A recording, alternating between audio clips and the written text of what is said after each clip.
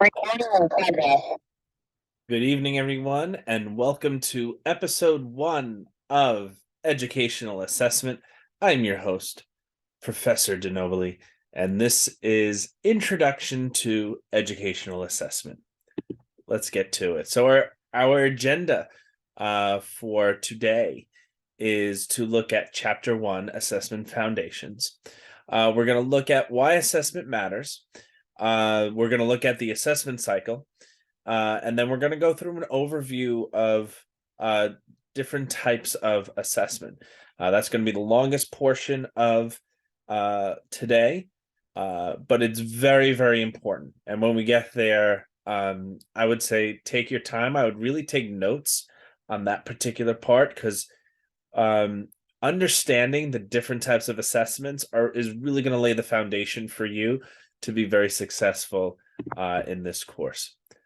So why assessment matters? It's because it's really important. That's why it matters.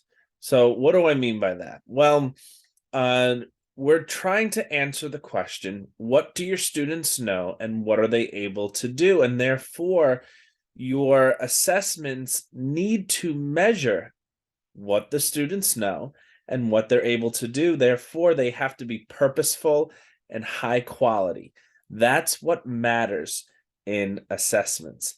They need to measure what the students know and what they're able to do. If that's not what your assessment is doing, then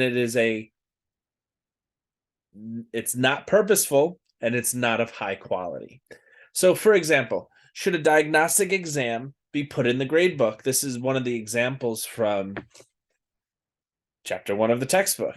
So in the example, what happened was a teacher provided a diagnostic exam for a unit, and the student went home to the parent because the student failed. They got a 53 on the exam, and that 53 was put into the grade book. And so the student failed the diagnostic exam. However, the question becomes, is putting that grade in the grade book, is that a valid measure of what the student knows and what they're able to do? Well, technically we would say yes, it does measure what the student knows and what the student is able to do, but was that the purpose of the exam?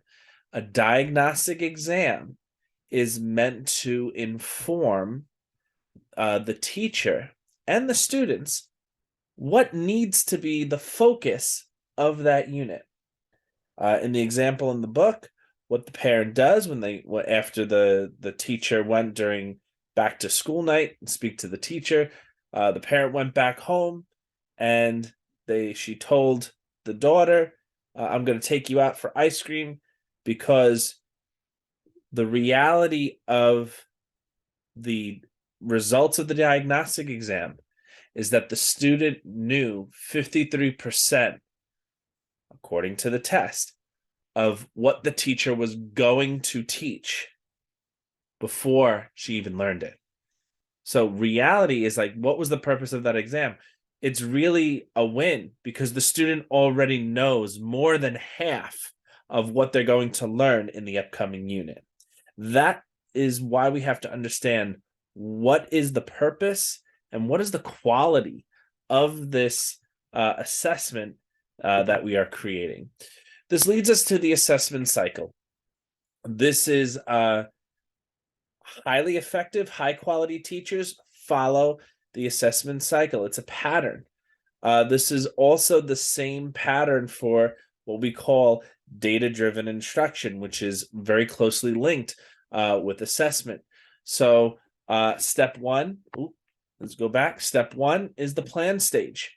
This is where we clarify our learning targets. Again, backwards design. Your learning targets come from your standards. Your standards are what we hope the students will be able to do and accomplish by the end of that unit. So we have to derive from the end. We have to know where do we want our students to go, and then we have to plan backwards from there. So we clarify the learning targets, and now it could be for the unit or for an individual lesson as well. Then we come to the do stage, which is the actual teaching and learning and assessing. We're gathering evidence, but we're gathering a variety of evidence because one type of assessment may not be the whole picture of trying to figure out where our students are at. Then we come to the check phase, the evaluation phase. We're going to analyze our data. We're going to evaluate our data, and then we're going to interpret the data. So yes, it's grading, which I will admit, grading is probably not the best part of teaching, but it's a necessary evil because grading is where we figure out, we give feedback, and we actually we crunch the numbers. Now, I'm not a numbers guy. I teach English. I do not like math. I oftentimes tell my students math is evil. That's tongue in cheek. I don't really mean that. Although one of my favorite books is The Arithmetic Devil, which is about it's a middle school level book about a boy who has dreams about a devil who teaches him about math. It's actually pretty interesting. I learned more math reading that book than I ever did in school. That's a sidebar. But anyway, the grading portion of the job of teaching is really where we get to see where our students are at, and it's where we get to like dialogue with them, because it's really in that area, and when we're giving our feedback, it's really where we're able to see, are we doing our job? It's really like, and we can quantify the measure, like, are we as teachers doing our job? So we analyze, evaluate, and interpret our results. And then from there, we take our evaluations and interpretations, and then we act. This is where it's data-driven instruction. We go back to our instructional plans, we make our modifications, and we carry them out, and we start the process all over again. Again, this is why assessment and data drives instruction. Instruction doesn't drive assessment. And one of the most important things, especially in a 21st century classroom, that we really need to remember, students are involved in every part of this process. So we want students to help clarify those learning targets. We want students to be a part of gathering a variety of different evidence. We want them to take responsibility in the learning process. It's not just us doing it. It's not teachers. Teaching is not what we do to the kids. It's what the kids learn to do to themselves. That's what the educational process is. That's why it needs to be student-centered. The students can be a part of that evaluation and interpretive process. So they can peer assess. So you're assessing, but they can peer assess. One of the things I like to do, especially at the higher levels, when I teach college English to the juniors and seniors, they'll write term papers, and then I'll have them peer review each other. Because when they're peer reviewing each other, they're actually collecting data on what they need to improve for their own term papers, while they're also helping one of their classmates. So assessment becomes a tool to help each other in the learning community. Share the data with them. I know that whenever I would teach in New York State, and we're going to talk about it with the types of assessments, we have our state exam in New York State is called the Regents exam. And whenever we do benchmark exams to see where are our students at any given moment while we're prepping them for that state exam, we take time to share that data with the kids, and we have them interpret and evaluate, like, where did you as a class, now obviously we strip all of the names, we don't say who got what exactly, but we give them the collective, here's the whole class. Where did you guys do well as a group? Which multiple choice questions? Which constructed response questions? Where did you do well? Where do we need to work on together? What do we need to relearn together? But the students are involved in that process. And then there's the act, the game plan. So where do we need to do better? Well, let's create that game plan. What are we going to reteach? What are we going to relearn? What becomes also very effective, which I've done over the years as well, it takes a lot of planning to do this, but when I'm doing my lesson planning, some of my best years are when I had like a little committee of students who helped me plan my lessons, who helped me plan, like, okay guys, so here's the goal of this lesson. What are some activities that we need to do to achieve this goal? So it's really important for the students to be involved in the assessment cycle, in the assessment process, because they're going to have that buy-in while we go through it. So now we have these different types of assessments. This is what we can say is our assessment literacy.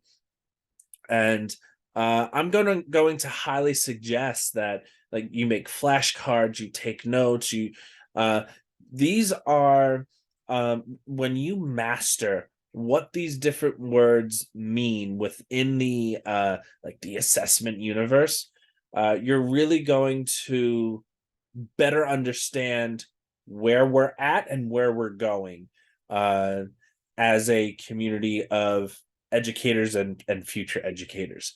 So assessment is a process.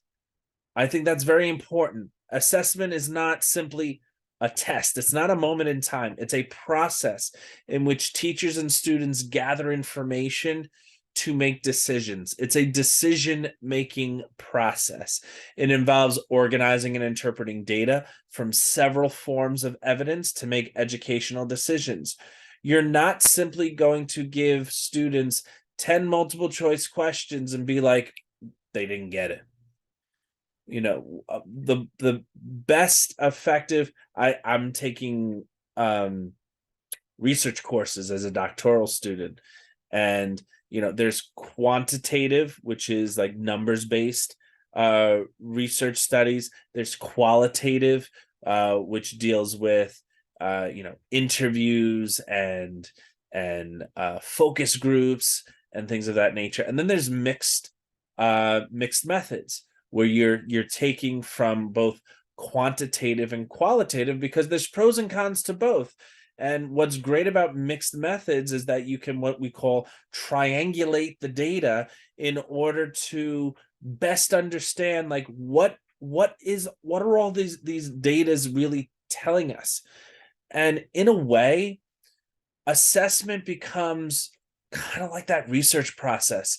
We're collecting data in order to understand where are our kids at in this moment in time, and where do we need to go, what decisions do we have to make in terms of instruction, or maybe they took a test and they bombed it, so we have to ask ourselves certain questions like, was the test, did I make a good test, were the directions clear for them, or did I teach poorly? Like, that reflection process is important in trying to figure out where did it fall apart, if that's what the data is telling us.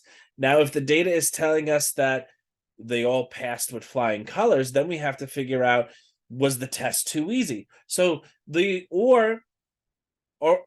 or majority of the kids where they need to be. So, like, those are different questions that the data from the assessments are going to tell us. But again, Again, assessment drives instruction. It's backwards design. It may sound odd, like, why am I going to start with the test? Because the test is where you want to end up. It's your destination. It's where you want to go. It's where we want our kids to go. And therefore, that's what drives the instruction. That's what's going to drive our decisions.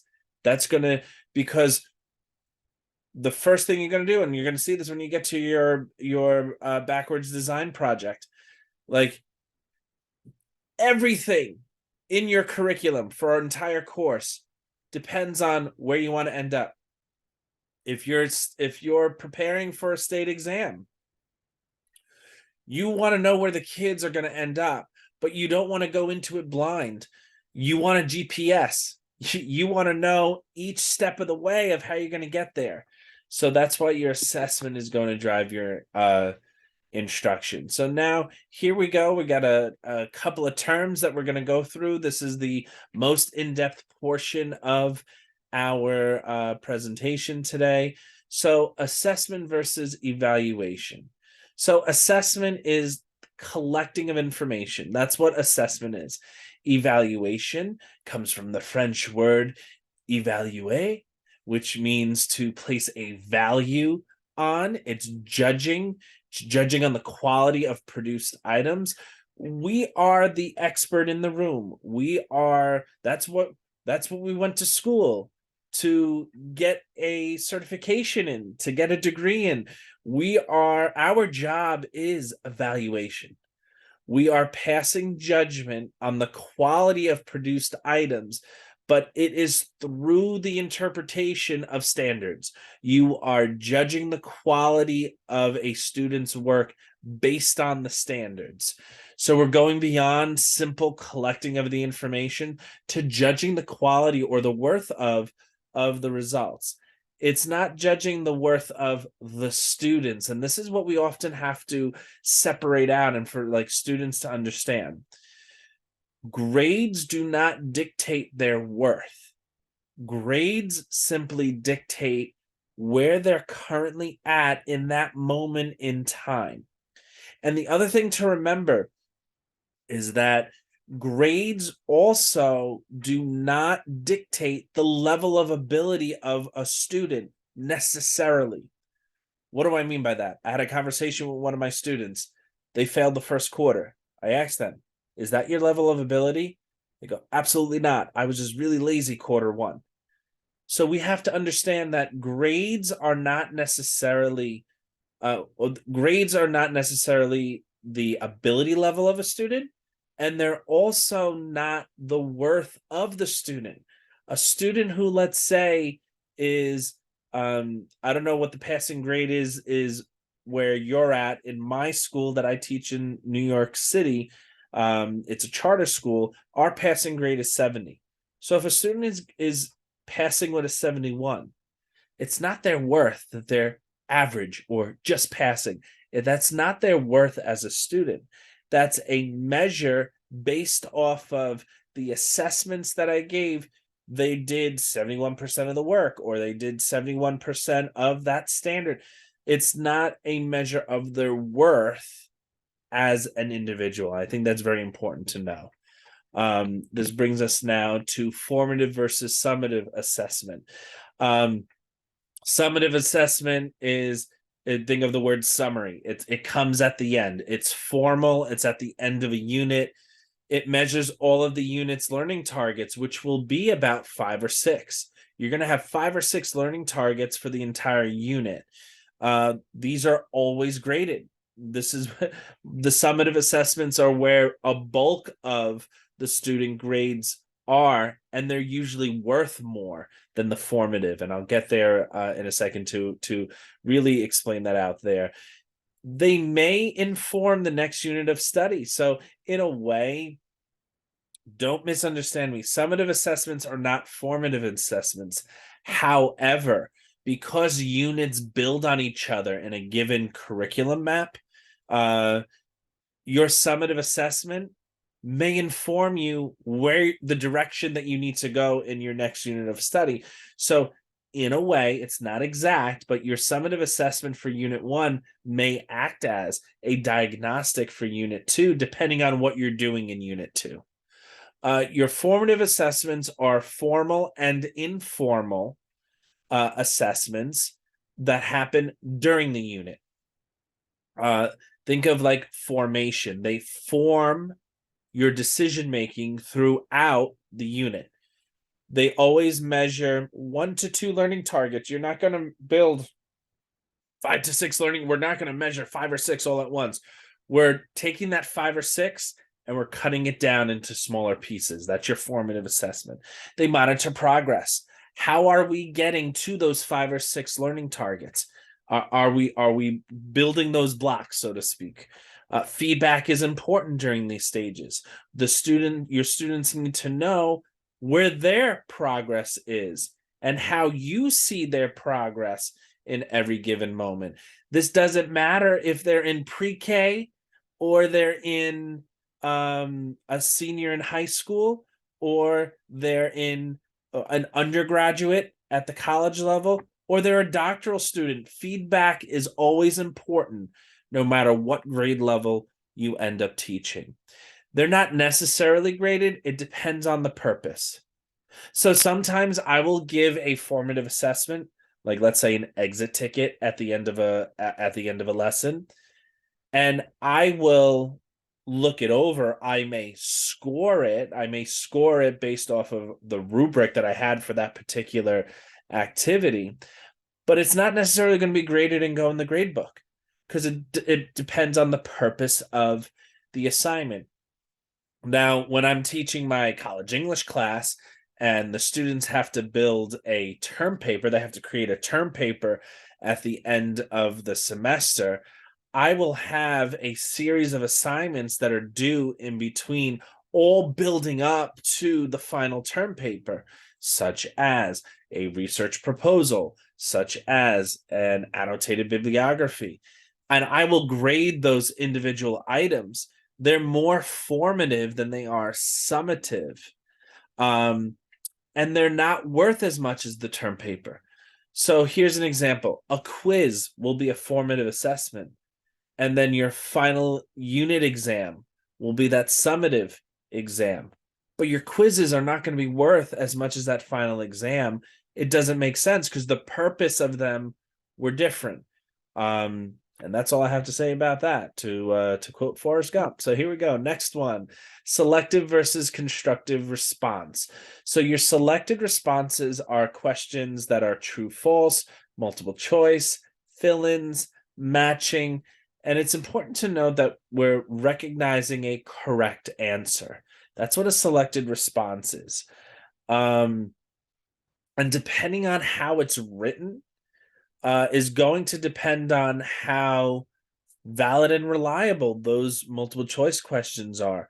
We don't want to confuse students and purposely put a curveball answer, let's say, in it simply to confuse them.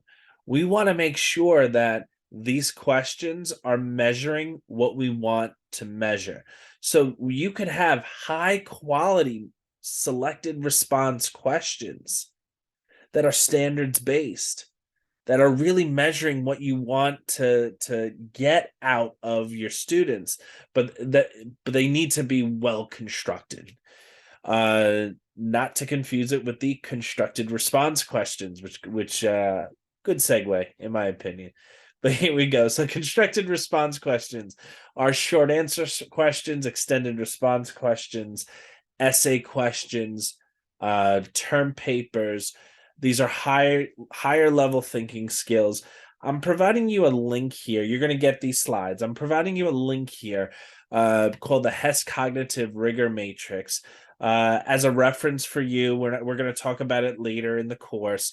But all I want you to know, these are about depth of knowledge and Bloom's taxonomy. You may or may not be familiar with this. I don't know what you've learned in your other courses. But the Hess Cognitive Rigor Matrix is a chart that combines depth of knowledge with Bloom's taxonomy so that you are constructing high quality, higher level thinking skills assessment questions, especially for constructed response questions.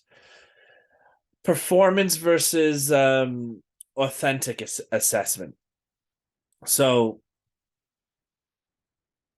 some of these could be both, but it's either or. It's kind of like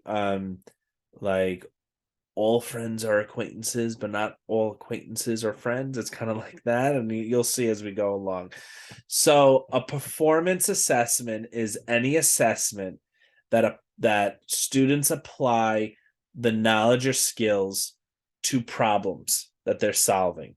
So they might be writing a report, they might be performing an experiment, they might be participating in a dialogue, they might be participating in a project.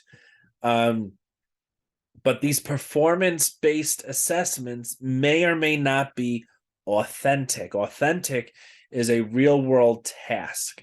So instead of just having students write a report, you may tell them, you are working at, you know,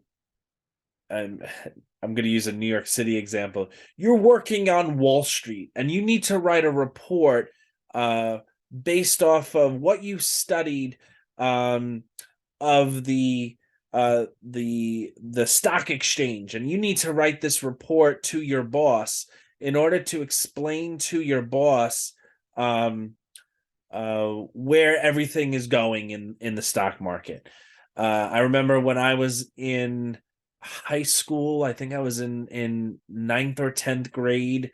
We were learning about logic. Might have been younger. Maybe I was in middle school, but we were learning logic in math. We were learning different types of logic formulas, and we were told that you had to come up with a story as if, like you had to come up with a mystery story using the logic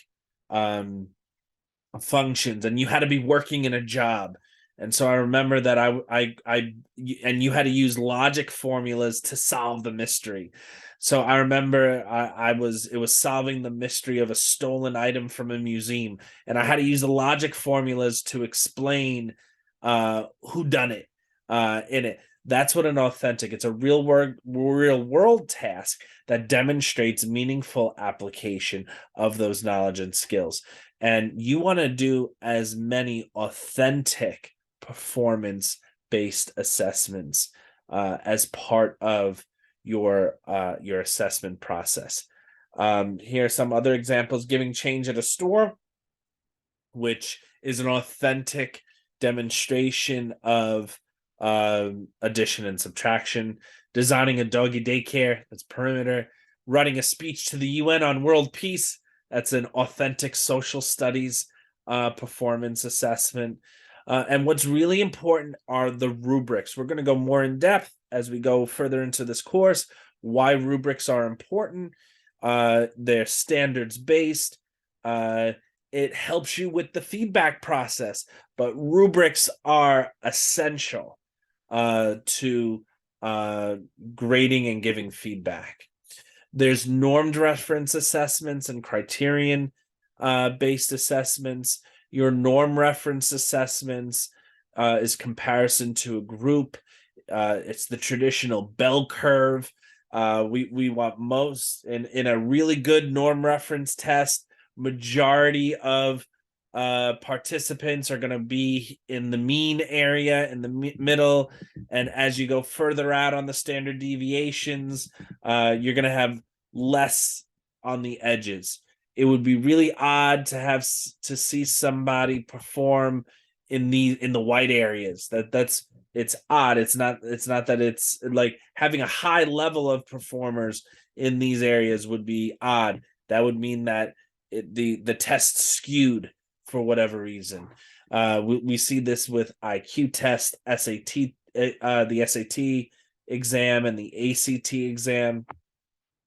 Criterion reference, I like to use the word comparison in the sense of criterion reference is the students being compared to themselves on how they're performing on whatever the standard or criterion is. So you have advanced placement exams, AP exams. Those are nationwide. In Wyoming, you have the YTOP exams, and those are based off of your content and performance standards. In New York State, we have the Regents, which we're currently transitioning from the Common Core state standards to what's being called next generation standards. Aptitude versus achievement. So aptitude is the ability to acquire skills and predict potential to learn. That's what the test measures. So there's the WISC exam, which measures intelligence. There's the Woodcock-Johnson, which measures academic achievement. The OASIS 3, which is the occupation aptitude and interest test. That's usually given to like elementary and middle school students to see like, let's predict based off of what you're interested in and what you currently know of what occupations suit you. Oftentimes the misinterpretation is this is what you're going to be. So you're going to be a farmer. Like, no, that's not the point of the OASIS exam. It's not to say you are going to be a farmer, but it's based off of your where you're currently at. We're going to predict what's best suited for you later on. Then you have the ACE-VAB, which is your Armed Services Vocational Aptitude Battery Test. Think of these like an aptitude test is a placement test. Like the ASVAB is all about, we want to know what your current ability is so we can predict where you're going to best serve in the armed forces. And then you also have your SATs and your ACTs, where we want to predict how well you're going to do in college based off of your performance on the SAT or the ACT. Achievement exams, the achievement assessments measure what students learned. So you have the AP exams, as we said before, the national. Can't believe I forgot what this one is.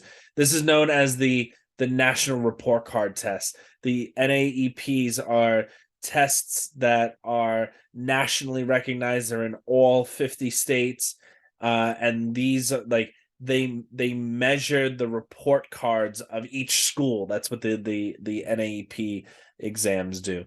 You have YTOP in Wyoming.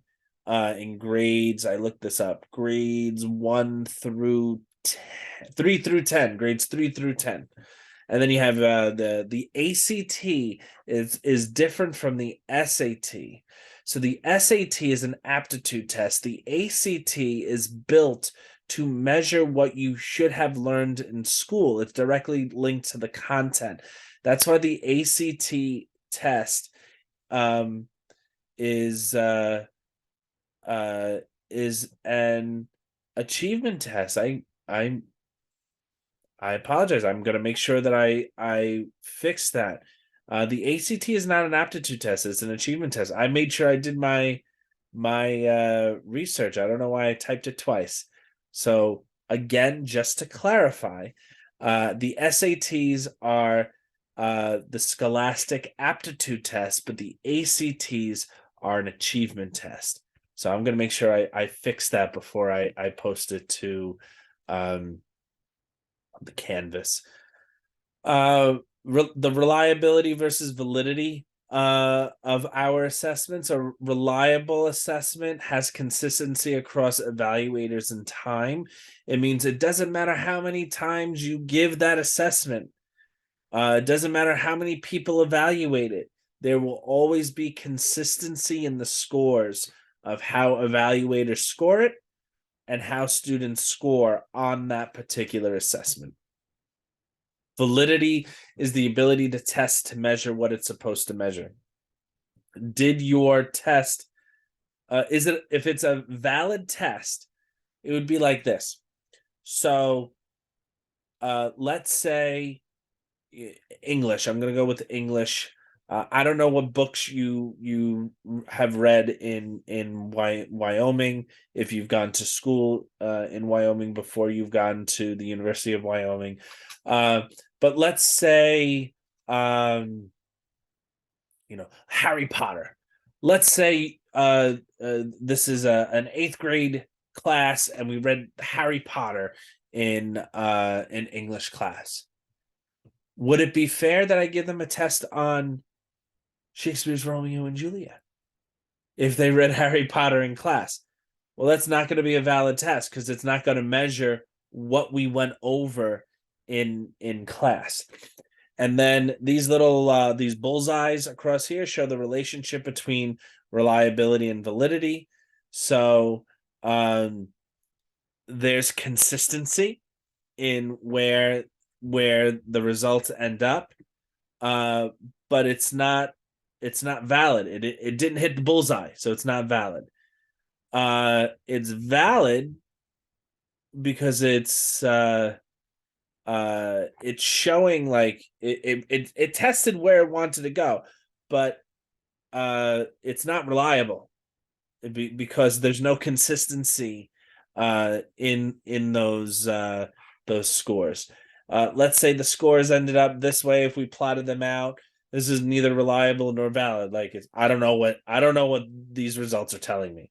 So obviously I need to go back and figure out what happened with the test. But if everything's around that bullseye, it's reliable, it's valid. That's what we want. We want this over time. So summary, quality assessment matters because we need to have valid and reliable measures of what students know and are able to do. That's just a whole overview of today's lesson. Again, we want our assessments to measure what our students know and are able to do. Assessment is a process that begins backward with standards. Remember, your standards are where you want to end up. Creating clear learning targets, and then developing purposeful lesson activities, collecting and interpreting data, and using all of that information to inform instruction. And there's many types of assessments that we went through. And I believe that is it. Thank you. Good luck this week, and I'll see you on GroupMe. Have a good day, good afternoon, good night, whenever you've seen this, and I'll talk to you soon.